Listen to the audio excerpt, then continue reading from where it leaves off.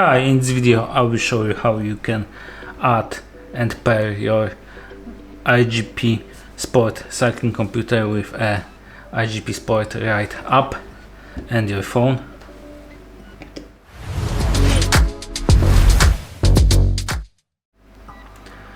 To start, you need to install iGPSport Ride app on your phone from Play Store or App Store, and then open it.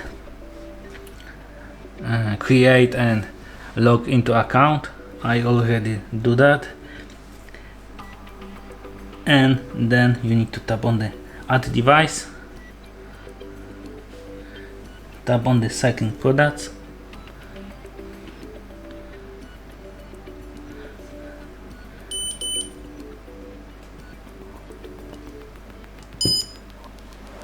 and tap on the BSC200 in our case, and tap on the connect.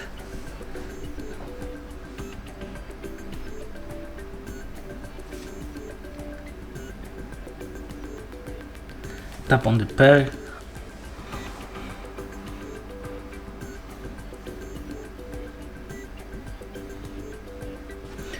And tap done. Okay, and now everything is connected together. Thank you for watching. If you like this video, subscribe to our channel and give us a like.